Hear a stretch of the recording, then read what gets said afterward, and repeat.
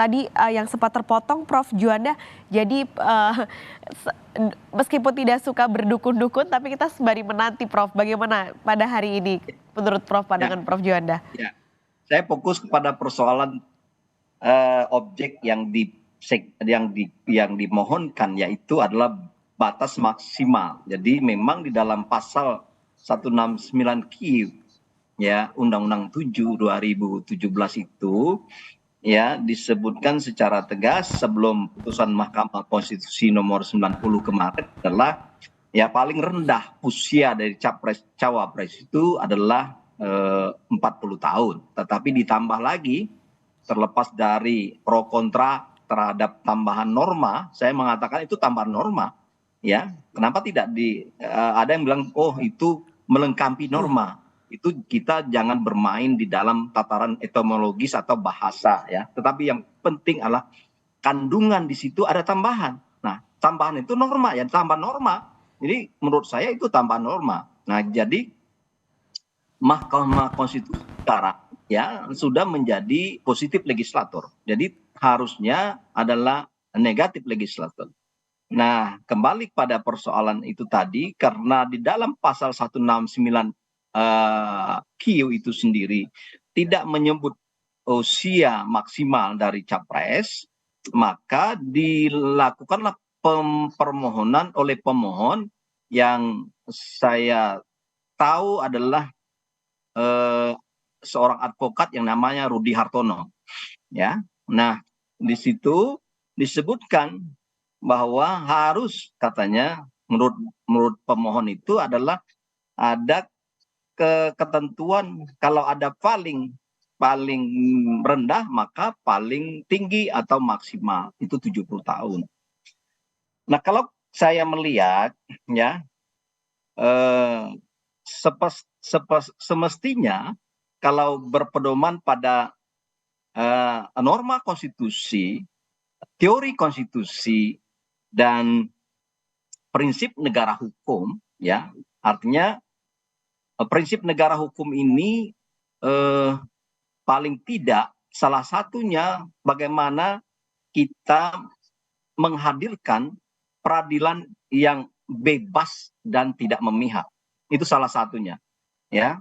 Di samping memang ada juga bahwa setiap orang harus tunduk ya, setiap orang berarti termasuk penyelenggara negara, tunduk pada hukum misalnya. Kemudian ada soal perlindungan terhadap hak asasi manusia. Kita kembali pada persoalan tadi ya, ciri atau prinsip dasar dari konsep negara hukum itu adalah tidak ada peradilan atau harus bebas dan tidak memihak. Nah, ketika kita misalnya berpedoman pada prinsip itu, maka saya yakin putusan ini akan menolak. Artinya dengan argumentasi yang dibangun oleh masing-masing hakim konstitusi, dan saya pikir ya dalam prediksi saya kelihatannya berbeda dengan putusan nomor 90 di mana perbandingan hakim konstitusi itu 4 melakukan dissenting opinion dan 2 lagi occurring the opinion ya, dan 3 secara utuh kemarin itu adalah mengabulkan permohonan pemohon, sehingga amar putusannya dibacakan kesimpulan dari majelis itu adalah 5-4. Padahal itu juga masih bisa kita kritik, kita kritisi maksud saya ya, karena hakim Profesor Eni itu sendiri sebenarnya tidak mengatakan dia occurring opinion itu menyangkut soal seluruh kepala daerah, tetapi yang dimaksud itu gubernur gitu, berpengalaman menjadi gubernur. Tapi di amar putusannya adalah berpengalaman, pernah dan sedang jadi kepala daerah. Kan berbeda sekali itu. Gubernur itu salah satu jenis jabatan yang dikualifikasikan sebagai kepala daerah. di samping itu ada lagi bupati dan wali kota. Ketika itu misalnya gubernur, maka saya yakin ya Gibran tidak akan bisa maju pada periode pemilu presiden tahun 2024. Nah, kalau begitu maka ya kalau berpedoman pada prinsip negara hukum, konstitusi ya, maka putusan hari ini saya mengatakan bulat hakim itu karena 4 sudah pasti. Ya, kalau saya lihat dari kemarin 4 sudah pasti, 4 yang menolak ya permohonan-permohonan di perkara nomor 90 pasti hari ini juga menolak. Ya, karena dia harus konsisten dengan apa yang disampaikan dengan argumentasi hukum yang dia Senin yang lalu. Dan 5 lagi saya pikir karena di samping memang mungkin sudah kembali ke jalan yang benar ya, atau 3 paling tidak sudah kembali ke jalan benar, sehingga bulat nanti hakim konstitusi mengatakan bahwa pengaturan tentang maksimal 70 tahun itu adalah dianggap sebagai open legal policy. Open legal policy artinya adalah soal usia ini adalah wewenang dari pembentuk undang-undang. Nah, sehingga nanti itu akan dibangunlah konstruksi reasoning hukumnya ya, untuk memperkuat bahwa untuk membatasi atau untuk mengatur tentang soal usia maksimal itu pada prinsipnya sama dengan soal pengaturan usia minimal. Tetapi waktu itu kemarin ditambah lagi ada kata-kata pernah dan sedang ya, berpengalaman menjadi kepala daerah dan seterusnya termasuk DPRD melalui jabatan-jabatan yang diperoleh dari pemilu misalnya. Dan oleh karena itu ya hari ini saya memprediksi tidak ada terjadi dissenting opinion ya. Kalau menurut saya semuanya akan menolak, semuanya akan menolak. Nah, dengan argumentasi masing-masing mungkin atau sepakat bahwa itu adalah sebagai wewenang dari pembentuk undang-undang. Dan mungkin bisa saja diajukan berbagai alat uji dari norma konstitusi dipakai oleh para hakim konstitusi itu sendiri untuk mematahkan ya permohonan pemohon. Saya kira itu. Jadi akhirnya saya ada yang menduga atau yang berkeinginan dengan putusan 107 ini Pak Prabowo khususnya tidak bisa mencalon, saya kira tidak melihat ada peluang itu. Dan semuanya hakim kembali ke jalan yang benar, dalam pikiran yang benar, berdasarkan konstitusi. Apalagi kalau kita lahirkan dengan ada pemikiran politik ya, seandainya ini diterima, dikabulkan bahasanya, dikabulkan permohonan ini, maka ini terjadi tsunami politik buat Prabowo Subianto ya.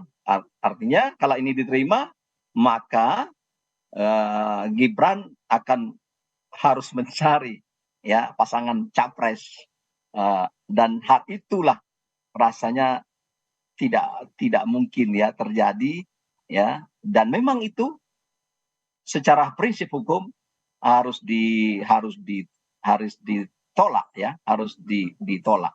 Jadi tidak dikabulkan. Saya kira itu sementara. Halo.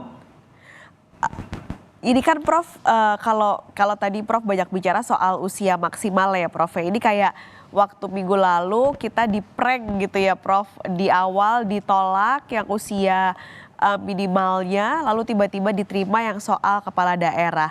Kalau yang sekarang berarti Prof Juanda juga optimis bahwa yang ditolak gugatannya gak hanya usia, tapi juga soal gugatan lain Prof. Seperti misalnya pelanggar HAM tidak boleh maju, lalu juga poin soal gugatan ketika ada yang sudah 2 kali maju capres tidak boleh maju lagi. Itu semua akan ditolak gugatannya.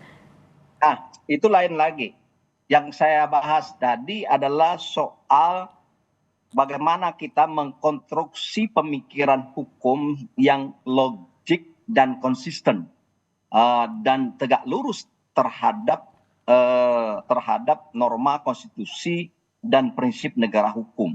Nah, itu yang saya jelaskan tadi. Artinya kalau kalau kita kalau kita membahas tentang soal usia, ya. Nah, tapi kalau misalnya untuk tidak atau tidak pernah menjadi pelanggaran HAM dimasukkan, ya, saya kira saya sependapat itu bisa diterima. Harusnya hakim konstitusi, ya, hakim konstitusi menerima, karena ya kalau memang ada terbukti seseorang calon itu pernah melakukan pelanggaran HAM berat atau HAM menengah atau istilahnya apa, ya, itu kan kejahatan juga, ya, dan kejahatan itu saya kira tidak boleh, ya. Kejahatan seperti itu merupakan salah satu jenis perbuatan yang tercela,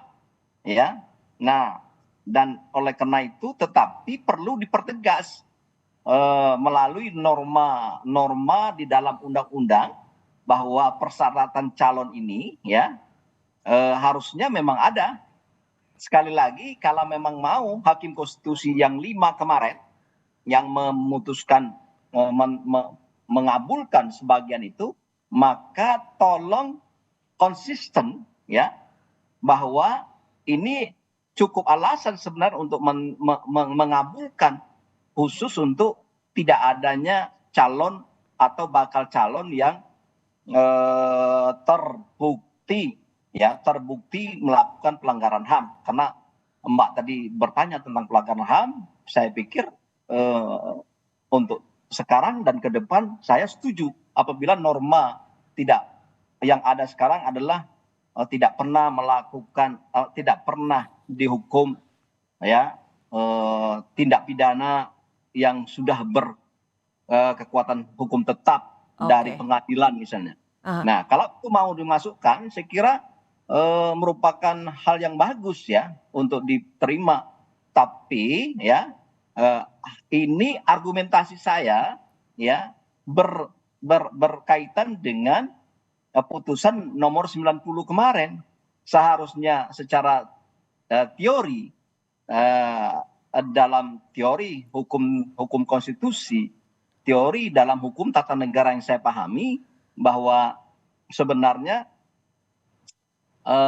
Mahkamah Konstitusi atau hakim Mahkamah Konstitusi itu tidak boleh menjadi positif legislator, ya. Dia adalah negatif, artinya tidak boleh menambah norma baru, tetapi praktek, ingat, tetapi praktek Mahkamah Konstitusi tidak 1-2 kali melakukan itu. Makanya saya katakan itu praktek. Nah, kalau begitu hari ini tolong dipraktekkan, ya, biar berimbang pemikiran masyarakat terhadap putusan Mahkamah Konstitusi ini, tidak yang kemarin itu boleh dan ini sekarang tidak misalnya. Nah, ini menambah kalau ini tidak, putusan itu tidak menunjukkan rasa apa, ya, konsistensi atau keadilan bagi banyak orang, maka ini Mahkamah Konstitusi selalu menjadi degradasi kewibawaannya dan marwahnya. Oleh karena itu, saya pikir saya mendorong, ya, walaupun saya juga sebenarnya tidak sependapat bahwa hal-hal yang seperti itu, baik yang kemarin juga tidak boleh menambah norma hukum, termasuk sekarang tidak boleh menambah norma hukum, karena itu menyangkut pasal 6 ayat 2, disebutkan bahwa itu adalah ranahnya pembentuk undang. Kenapa? Karena jelas di dalam pasal 6 ayat 2 Undang-Undang Dasar 45 disebutkan bahwa calon presiden, calon wakil presiden, ya, persyaratan calon presiden, persyaratan calon wapres itu diatur lebih lanjut dengan undang-undang. Itu tegas. Bahasa hukum seperti itu mengandung makna apa? Mengandung makna bahwa soal syarat-syarat capres cawapres itu bukan wewenangnya Mahkamah Konstitusi, ya, tetapi didelegasikan ke pembentuk undang-undang. Mau pembentuk undang-undang menambah mengurangi itu adalah kewenangan dari pembentuk undang-undang. Oke. Nah, itu.